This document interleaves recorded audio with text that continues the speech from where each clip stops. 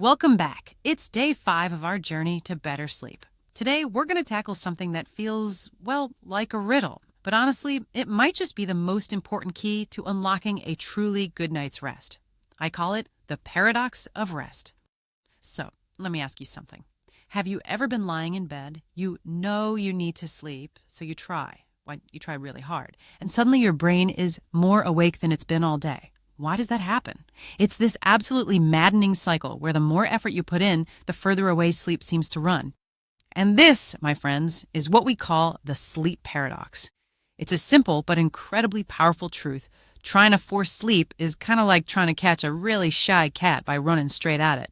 The more you chase it, the faster it's going to bolt. So let's take a closer look at what's actually going on inside our heads when we fall into this trap. Wow, okay, this chart just lays it all out, doesn't it?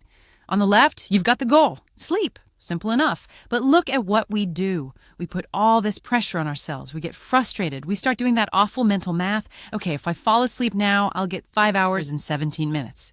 And what's the result on the right? A racing heart, a spike in stress hormones, anxiety through the roof. The very things we're doing to try and sleep are creating the exact opposite physical state our body needs to rest. It's wild. So what's the deal? Why does our own brain do this to us? Well, believe it or not, it's actually trying to be helpful. It's just using completely the wrong tool for the job. Okay, this makes so much sense when you see it laid out. It's a chain reaction.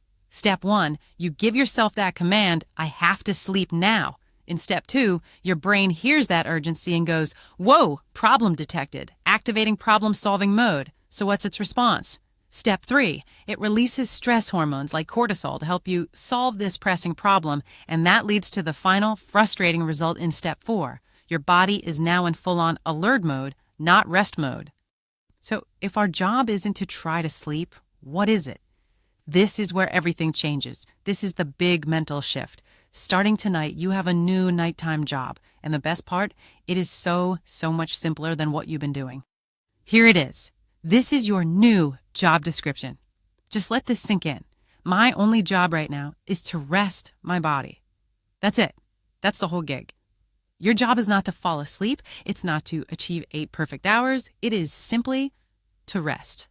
And here's why this is such a game changer. Even if sleep doesn't show up right away, resting is still incredibly productive. Just lying there quietly in the dark is restorative for your body, for your mind. Rest itself is healing.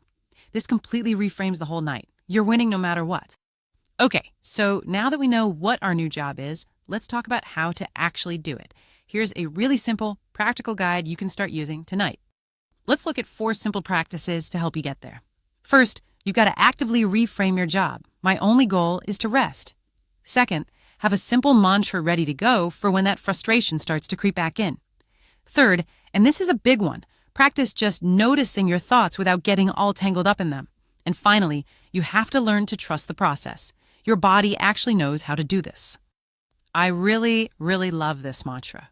When you feel that tension building, that I'm never going to sleep feeling, just gently repeat this to yourself. I'm just resting. Sleep will come. You know, the key here is the tone. Say it with the same kindness you'd use for someone you love. Look, anxious thoughts are going to show up. That's just what our brains do. You'll see that worry spiral starting to form. The practice here is to just notice it like, oh, hey, there's that thought about tomorrow's meeting again, and then gently bring your attention back to the physical feeling of your body resting in bed. You see the spiral, but you just don't have to step onto it. So the big takeaway for tonight is this. Give yourself permission to stop performing. You don't have to be good at sleeping. Your only job is to rest.